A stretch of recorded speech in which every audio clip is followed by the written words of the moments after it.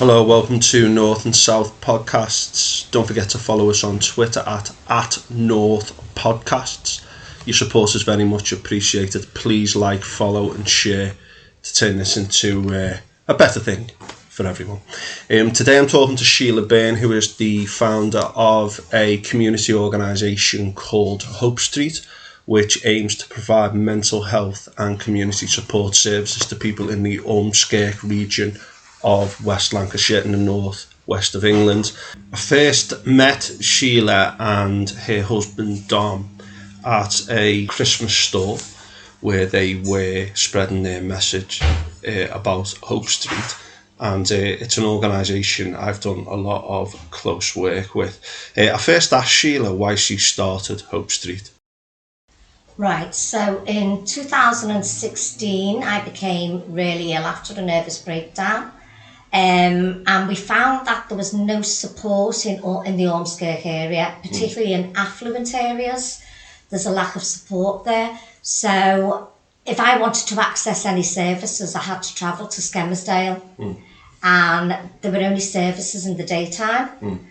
So I couldn't access them because at the time I didn't leave the house unaided. So I relied on my husband to do everything with me, even to bathe me. So that at that time, for me to go to a group on my own was just not plausible. So when I began to come out the other side, Dom came up with an idea. So Dom's my husband. He came up with an idea about setting up our own group that helps support people, but in an affluent area. And because of the difficulties we had, we said in finding services that were of an evening, because there weren't any, we said, well, why don't we set up of an evening so people who work can come and carers can come as well? Because not only does the person suffering with their mental health suffer, but also their carers suffer as well. As you probably seen the impact yourself, Tim, that it can have on your partner.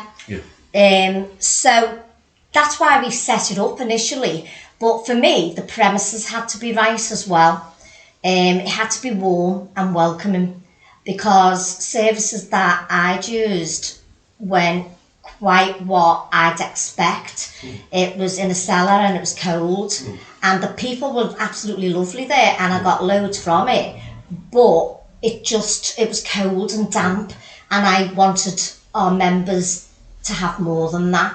So we sourced a venue and we found the venue that we wanted, and it worked well for quite some time until it was taken over privately and we couldn't use it anymore.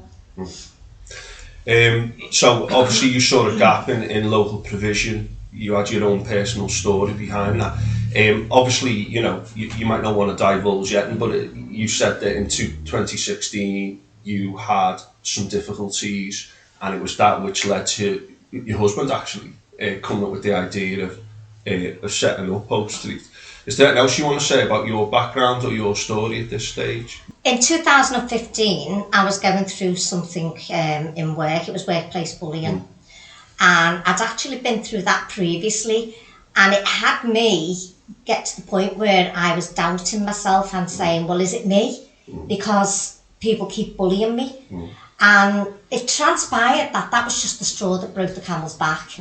I'd been through a lot of childhood trauma. So for anyone who's heard of ACEs, Adverse Childhood Experiences, I'd been through every single one that you could go through. So it's not surprising that I was actually quite vulnerable and subjected to bullying, because that's a path that follows, and your outcomes aren't as good. When you're in later life, you don't have good outcomes if you don't work on yourself when you're younger. That background of adverse childhood experiences, they can have a profound impact on the rest of your life. And as you say, there's a lot of evidence to support that. We've had speakers in who've talked to us about that. We've also had people who come in who say that even if you haven't experienced ACEs, it's often these trauma with a small T rather than trauma with a capital T, the the building up of that can produce problems later. But obviously 2015, 2016, it became quite acute for you, and it was your experience with or inability to access services that led to Hope Street being set up. I would say the inability to identify that what I was going through was mental health. Yeah. And what I realise now, looking back, is I'd actually suffered with my mental health all my life. But you don't see it, and it wasn't as apparent and wasn't spoken about as much. But looking back now, I do see that all my life, even in childhood, I suffered with mental health. Yeah. And one of the things I've noticed is certainly in recent years it's much more openly discussed than it was, and I think we came from that similar kind of background where you don't talk about feelings and emotions. I remember when I was younger reading about mental health problems in the paper and thinking, who are these people like who are experiencing these things? And it was only really when it was 29 I experienced issues with mental health. Now, mental health, people think that people who have got problems have got issues with mental health. We often use that word as in mental health is a bad thing. Everyone has got mental health. Oh yeah. And it's whether your mental health is good or not so good and what you can do to improve it. And it doesn't matter who you are, even if you haven't been diagnosed with a mental health problem, as it were. Mental health is something that, and well-being, that affects people every single day. And I think it is far more openly discussed now than it used to be. And I think that's a good thing. But as you say, there's a lot more work to be done if services can't be accessed or people still feel a reluctance to discuss it. It used to bandy around the figure that 1 in 4 people will have a mental health problem in their lifetime. I think the latest figure suggests 1 in 4 are now. And that's 1 in 4 diagnosed. Yeah. And that's where statistics are quite not right. So the amount of people I speak to who say they have a mental health difficulty is absolutely bizarre, unbelievable. But you've got different levels of mental health, haven't you? So I would say we're all on the cusp of actually having a mental health difficulty. It depends what we're subjected to in our life on a daily basis. And it's like a kettle that's ready to boil over. And, if we don't build our resilience, then we actually, that kettle bubbles and bubbles. And each thing that happens to us, it bubbles and bubbles and bubbles until the kettle bubbles over and we break. And that's exactly what happened with me. My body just completely shut down to the point where I couldn't walk, couldn't talk. I was incontinent. Everything just shut down in my body, and that was my body's way of saying, you've had enough, you can't take any more. Yeah, that's right. And I think even if people have had a bad day or they're having a bad time, that's something that's always going on in the background. And again, people cope with things in different ways. People have different support networks. People have different self-knowledge. People have different backgrounds, different experiences of adverse childhood experiences. There's so many things which are part of it. And yet there's still this taboo, isn't there, that we don't discuss those things. And there's still this overriding belief that you are weak, A, if you experience these kinds of issues, and B, you want to discuss them with other people. And this is what we need to move beyond, this kind of idea that, we don't talk about those things. The thing I've found, Tim, is that people who have never struggled with their mental health don't want to hear it. They don't want to listen to it. They don't have the same compassion as people who've struggled with their mental health. And Dom, actually, before I had my breakdown, I remember him, my friend's daughter took ill and with a nervous breakdown, and he said, I don't understand it, she's got nothing to worry about, she's a young girl. And you don't necessarily have to have anything to worry about. Mental health can hit anybody at any time in their life, regardless of whether you have anything to worry about or not. I think the interesting thing as well with that is, although like some people don't want to discuss it, and some people don't want to hear it. Until I was 29, when I first experienced what I would call depression. I'd had issues with anxiety before that, but I didn't even have a word to describe it. It was like just, there's something wrong with me. I've got these strange feelings sometimes of anxiety. And then it was only after 29 when I read about depression and then anxiety with it that I thought, oh my God, I've been going through that. And it's like it was hidden in plain sight, but it was unacknowledged. And that's the thing that we need to get beyond. We need to be open and say, right, okay, here's an issue that I'd like to discuss. How can I get beyond it? That's what we need to get to, this kind of solutions-based approach to mental health. And first of all, that means talking about it, acknowledging. Yeah, I remember being at school and being the good little girl and chosen to go on a message for the teacher. You know, the good child always gets chosen, don't they, to go on a message for the teacher because they have that trust. And I remember knocking on this classroom door, but waiting outside for ages to knock, because I was terrified of knocking on that door and the impact of knocking on that door would have on me. And then when I did knock on the door, I was shouted at for disturbing the lesson, and I had to go in, and all the children were looking at me in the class. And I remember the angst that brought about in me, and going back to the class, and I'd been longer than I should have been, and then getting telling off for being longer. And I didn't know, and I didn't have the words to explain what was going on. You know, that I was actually anxious about doing that job, even though it was supposed to be a privilege. I was anxious. There's something very, very powerful about the ability of someone to say, sorry, I'm not feeling too good about this, or I'm feeling anxious about this, or to say, listen, I don't find this kind of thing easy. And even to yourself in relationships with your family, when people can be upfront and go, listen, I'm finding that difficult, can I have some help with that? For you to say, I feel a bit anxious about going to that other room. You know, the teacher might say, oh, I'll send someone else, or I'll send someone with you. And just that in your youth, that's important, isn't it? Being able to find those words. I think also, Tim, when I was brought up in a very Victorian way. And the language was very negative. Little children should be seen and not heard. Only speak when you're spoken to. And the teachers were quite different. They were very old school, very strict. So being sent on a message like that was quite damaging for me, to be fair. And it might seem like nothing to anybody these days, but back then that was really difficult. Yeah, I think teachers back then, you know, it is different today, but back then I don't think teachers were really thinking about the mental health of their young people, because it just wasn't something that was discussed. You just got on with it. They had their job to do, and they were to be disciplinarians. And I think that's a societal thing. I think that Victorian label is quite a useful one, going well up into the 80s and 90s as far as I'm concerned. In terms of Hope Street then, what does Hope Street actually provide? Because although we've got one venue at the minute, which we use a lot, you do use multiple venues in and around the community. So what kind of things does Hope Street provide? So for me, it's about having people comfortable out in the community again.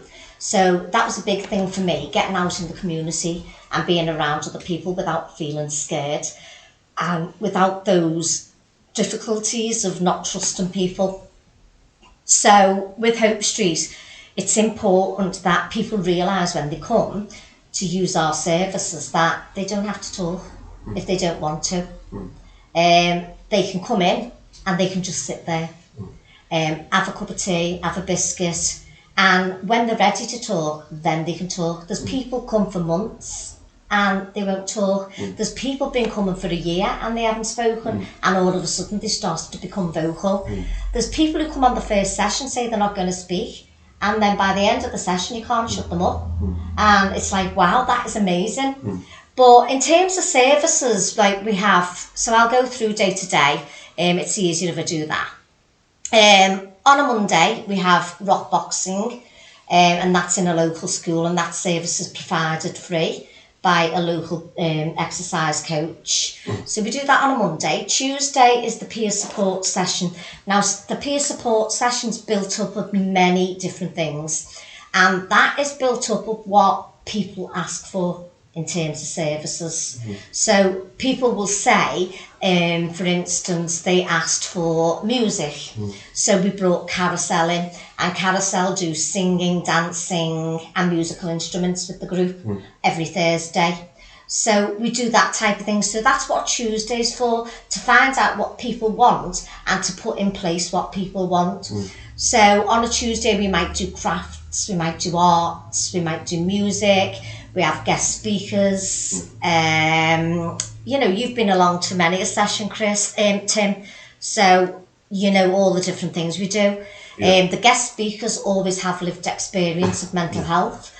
It's an important aspect of Hope Street that everybody who gives their input has experienced themselves of mental health. That's a big umbrella that we come under. Although we're all professionals, we all have our difficulties with mental health or had difficulties with mental health in the past. So the services just vary. So that's a Tuesday. Wednesday we have coffee afternoon, and that's at 1 o'clock in a local coffee shop. Wednesday evening's rock boxing again. Thursday is the music night and yoga therapy. We do a walk and talk in the summer months, in the lighter nights. Friday, people get together for a social event. So I don't go to those, but a group of people get together and have a little social event for those who want the social aspect of life. Saturday, we're going to be starting the fishing group. And Sunday is walk and talk therapy. So we pretty much have something taking place every day that everyone can tap into according to what they enjoy. I mean, there are a number of services there that people can attend. You might say, I like this, you know, this is more my cup of tea. I mean, I go to the Tuesday meetings. I've got a young child. I work pretty much full time. But that Tuesday meeting, I've made that part of my routine because I really enjoy listening to other people's experiences, listening to guest speakers and some of the activities that we do. So I found that really, really useful. There's different people who run different things, and whatever you're interested in, you can pursue. People have discovered new things, new passions, and there's varying levels of support as well. So I think that kind of, you know, full week schedule, there's lots there for people to get involved with. And you know, the key thing is it's about getting people to come and see what they value and to access whatever they want to access. I think you mentioned as well, you are thinking about expanding counselling, possibly looking at a hub. What's the latest with that kind of situation? So we're working with another business. They're called West Lancashire Counselling Services. And we're opening the hub this year. So the premises is with the solicitor going through at the moment. All the works have started. So that's going to be open, I'd say February, March this year. And when that opens, there's going to be a carousel of events on every day that people can tap into. There'll be counsellors at the hub, so there'll be no waiting lists. People will be able to drop in and have counselling, free counselling. So for those people who are struggling financially and can't afford to go out and pay for a counsellor, and the waiting lists are that long in services, they will have access to counselling services. We have our own mental health nurse as well. So she's available to do one-to-ones and care plans with people every week. We've also got therapists coming along to do holistic therapies with us in the hub. So that's a big thing that people enjoy, relaxation stuff, Reiki, meditation, yoga therapy, all the different things that people will not get through NHS services. It's called the social prescribing model, and basically that's what the NHS are moving towards this year. So as part of the NHS long-term plan, LCFT, Lancashire County Foundation Trust, are actually bringing social prescribing into the community, and there's pots of funding in order to enable this to go ahead, and it's going to go to small businesses. So Hope Street have actually applied for that, and we got through to the next stage. Now we've applied for the next stage, which is to get on the framework, and we've been put on asset mapping. So asset mapping means our services go out there to everybody, and the whole of the community find out what's going on in the area, in the whole of Lancashire, Northwest, and people can tap into our services and come for whatever they want to do. So say they're lonely and they want to just come along for the company, then they can do that. Say they identify as LGBTQIA+, then we've got a service starting on the 10th of January where people can join in with that. We went to the pantomime at Christmas. We do everything basically that the community want. So we've got many different things in the pipeline for this year. Family Wellbeing Days. So it's not just about the adults. So we're going to be tapping into the young people as well. So we've got a big event in St. Bede School this in January. I think it's the 24th of January. I think we've got in our diary. Yeah. And that's open to the public to come along and just put a donation in the bucket towards Hope Street. Get your tickets on Eventbrite for that. And is someone talking at that? Yeah, we've got Chris Kirkland who's going to be talking. We've got Paul Cope who's the mental health strategist, transformational coach. And we've got Steve Warnock as well, who's ex-football player. Used to play for Liverpool. Yeah. So, and we've got a doctor coming as well, and they'll all be on the panel alongside myself and some students from the school. Brilliant. With the head teacher and my husband from a lived experience perspective as a carer coming in with his experience of NLP as well. That's excellent. That's Neurolinguistic programming, which is a way of changing your thoughts and your actions in relation to improving mental health. That sounds like a great event. I'm going to that. It's good as well to link with the school, because I know my school has a full-time counsellor now, and well-being is very much front and centre, and I think that's another great positive thing, that young people are finding out about these things from a much younger age. I think, what you said there about Hope Street is it's not just about mental illness, it's also, there's a mental well-being aspect where people who are lonely, people who are interested, we have people who are retired can come along and access services and get to meet people and discuss things, and there's a whole range of different activities to whatever suits you. Well, because of so I have a passion about dementia because it's in our family, and my dad currently has Lewy bodies, which is Parkinsonian's dementia. So I want to hold sessions for people with dementia and the carers as well, because I know my mum is very isolated and very depressed as a result of my dad's illness. She feels housebound, and she relies upon me and a neighbour so she can get out for an hour. So it'll be lovely for her to come and have the social aspect with other people whilst my dad's joining in with activities. Yeah, that's brilliant. And I think one of the other aspects to this is we've had a lot of cuts to the NHS front line over the last decade plus. We've had the impact of COVID, which has affected services right across the National Health Service. And I know from my own experiences, counselling, it can be expensive. The waiting lists for free counselling are extremely long, and a lot can happen in that time while you're waiting. And the idea that Hope Street can provide counselling, drop-in sessions in the local community is very, very important. And also there's those whole range of extra activities on top of that to support people in a number of different ways. I know from the Tuesday sessions, I hear some great things, and I'm going to do that, or that's fascinating, this is good. And you can take varying things from it and access varying things based on what you need at the time. To what extent do you feel that Hope Street is there where, not traditional services have failed, but where there's gaps in you've already hinted at this, but to what extent can Hope Street provide extra support for people in Ormskirk that they can't get through the traditional services? So mental health doesn't last 9 till 5 of a day, and it goes beyond the weekend as well. So for me, it's important to have a place where people can come when they feel they are at the wit's end. So for instance, when I was at a wit's end, I felt like my paperwork got lost in services, and I felt like I was never going to get better, never going to get any support. So this was 12 months into my illness now. And I took myself out in the middle of the night and tried to take my own life. I've put a post on this week about it actually in social media, because I thought it's an important time of year for people to see that, you know what, people will go out and take their own life, and it's not because they want to, it's because they see no way out of the illness. No way did I want to put my family through that. No way. But I just felt like I was existing, not living.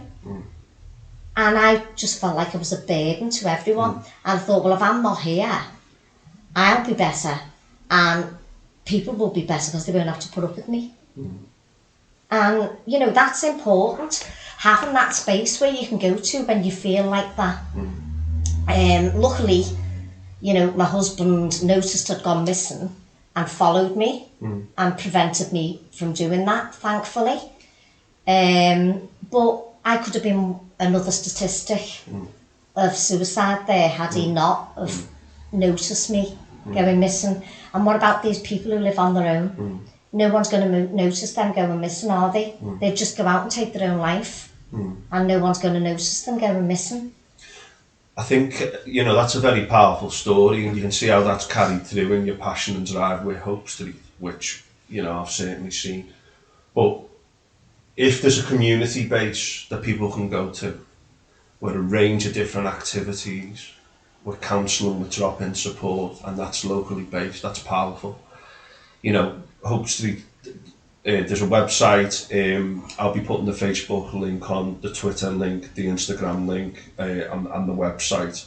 But as well as that, we do provide an emergency phone service as well through Hope Street. I know that that's something which, you know, needs to be set up more in the long run, but there are also crisis and Samaritans which people can call at any time when they ever get to that. But this provision of services locally for people is very important, because then it's there, it's on the doorstep. It's not some like abstract thing, sorry we're shut, sorry we can't see you, I'll add you to the waiting list for counselling in like 12 weeks time, sorry we're closed at the moment, go to speak to your GP, you know, all this stuff.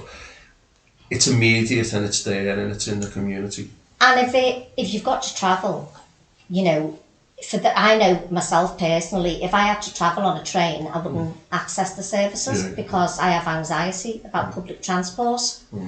So I know for a fact I'm not the only one who feels like that. So if anybody has to travel on a train, then they're not going to come. So that's why it's important to have something in every area, whether it be an affluent area or a deprived area. Yeah. I think as well as that, something that you just spoke about then is, I've seen writers write about depression and write about that feeling of just being a complete burden and you can't cope. And it's such a powerful feeling that if you haven't experienced it, it's very hard to imagine what that's like. And having something that you can hold on to, that hope, I mean, Hope Street's the name itself says a lot. That's very, very important. And it's about keeping hope through difficult times and knowing where to go. Do you know, there's validation as well too. Validation about what you're going through is real. Yeah. Because I used to think, this isn't mental illness, I've got cancer or something. You know, to feel the way I do, because it does have a physical impact as well. Like I said earlier, it's got to be something else. And I convinced myself I had cancer rather than mental health conditions. And I mean, I'm not a person who defines myself by my mental health. You know, yeah, I have 4 diagnoses of mental health, but I don't define myself by that, because I'm more than that. I'm Sheila Byrne. I'm not just Sheila Byrne, the person who has mental health difficulties. And again, I think one of the big things you can do as well is, moving forward in any branch of life, or regardless of your situation, the first thing you need to do is define what you are. You know, you'll use your name, say this is me, and if you say, right, this is who I am, this is who I want to be, and this is who I am now, you're moving towards that rather than dwelling on that. It's not that you don't acknowledge them, you say, right, this is an issue I've got, I want to discuss it, I want to get better, but you don't let it define you or control you. But it's the fact that people suppress it and don't talk about it. Well, that's it. I mean, I don't turn around and say, I'm the asthmatic. When I've got asthma, do I? You know, so why would I say I'm the depressive one in the room? You know, You're so more than that. I'm more than that. You know, I'm the authentic me. I'm the person that I've always wanted to be, but didn't realise. I'm the happiest I've ever been, and that's because I've worked on myself with emotional intelligence, ACEs, NLP, all personal development. I did a coaching course. And I use those skills now to help other people. And writing my own emotional intelligence course taught me a lot. And it helped me through the dark moments. Yeah, and to develop those skills and tools where you can be mindful of what you're going through and go, right, this is what's happening now. I know what I need to do when I feel like this, and to have that positivity. That's ultimately where we need to get to. You know, when it can be like your career, it can be anything. That's wisdom, that's intelligence, and sometimes people can go through a very dark time and a dark place before they get there. On that note, I mean, we've been quite open discussing things today, but to what extent is confidentiality important? I mean, you might have people out there who might think, oh, I don't want to talk about my issues, and I don't want to come to meetings where people are asking me questions. So how does Hope Street look after people who might not want to share everything and issues like confidentiality or safeguarding? So we say Hope Street is a safe place where people can come to, and with regards to that, we have the safeguarding policy in place, which we adhere to. We have health and safety policies in place, privacy policies. We have a contract that people sign, where, including ourselves, where it is a case of what goes on in Hope Street stays in Hope Street. You don't share that with other people outside. People might not want others knowing in the community that they come to a mental health group. And that's fine. That's absolutely fine if they don't want that. And nobody's going to divulge that because everyone's going through the same in that room. Everybody in the room has a mental health condition. They're not. You think you're the only one who's going through this. And when you see other people in the room, you will say, oh, they're not like me. They're different to me. No, everyone's the same in the room. Everybody has their own difficulties at different levels. And it's important to remember that. And it impacts everybody in the same way in terms of a physical sense. I think as well as that, I think we also say at the meetings, you know, if people aren't going to be saying that you talk to me. You kind of, if people don't want to speak, we've had people who come and say, I don't want to talk, and then they talk quite openly within a few sessions. But again, we respect people's wishes in terms of, you know, if you don't want to speak at the meetings or anything like that, you want to keep things to yourself, that's absolutely fine as well. You know, that's the thing, because people come to me and they'll say to me, Sheila, I've got no money this week. You know, I'm struggling, and I'll go and I'll sort them a food bank out. So they'll get a food bank. They'll also get some money for their bus fare if they need the bus fare to get to sessions. So they'll get the money to get the bus ticket for the week so they can attend all the sessions. You know, there's things like that people are getting access to. We've done benefits claims for people as well. So they've had the benefits claims done. We've had one person move from Blackpool to a local doctor's recently because he was under compass because of his behaviour when he was mentally unwell. You know, there's so many different things that we're actually doing to support people, to have them lead a better life and a happier life. And one that's not so deprived. So the camping retreats, if people haven't got the money, they're not excluded from coming. It's paid for, and they get a meal paid for as well. Obviously, that's based on whether a person, you know, financially needs that. It's all based on, you know, whether the people, you know, need it financially, because if they don't need it financially, then it's not fair to the people who do need the financial support to do it. So it is always based on a means tested. You know, but however, the sessions aren't based on means tested. You come along and you give your £1 donation to pay towards the venue or the drinks, and that's it. Good. We didn't even mention the camping area, like, you know. No, I know. So there is a lot going on there, and I think that the move to the hub, you'll be able to organise these things more and then you've got a place where people can go to. Yeah. And it's exciting times. I know you mentioned a little bit about the funding for the hub as well, but Hope Street is hoping to move towards a charity status in the future. What is it currently? Is it a CIC at the moment? We're a CIC, Community Interest Company at the moment. We've applied to become a CIO, Community Interest Organisation, which is charity status. With that, we can apply for more funding. Yeah. So at present, we're waiting for approval of the White Moss Community Fund, which is fantastic because that's going to pay for the refurbishment. We've just received 10,000 off National Lottery Community Fund. Used to be known as Big Lottery, I think it was. So we've just received that to get all the equipment for the kitchen because it's going to be a peer support cafe hub. So there's a cafe at the hub as well? There's a cafe at the hub where people can buy a coffee and it's not going to be extortionate prices. One of the things I'm keen to implement at the hub is cooking on a budget, cooking healthy on a budget, because people think that they can't eat healthy on a budget, but the foods I make myself on a budget are unbelievable. I'll make a soup, just throwing a load of veg and stock in a pan, and that cost me about £1 to make. So it's about doing that. So what I want to do is bring, so many offenders get a qualification when they're in the prison service. I want to bring offenders in to put them through our programmes, as well as working in the hub, volunteering, doing work on the cooking aspect and teaching people how to cook on a budget, because in prison that's what they're doing, they're cooking on a budget. And they use kettles to cook in. So it'll be great to actually bring offenders in and stop them from being institutionalised. And reoffending. Yeah. So working in the prison, it's an important aspect. I think it's something, there's a big gap there. Yeah. And it's something we need to be working on. Yeah, one of my previous podcasts was about life in the prisons, and I think that when people come out of prison, to give them a sense of meaning, integration, purpose, make sure that they're not tempted to reoffend.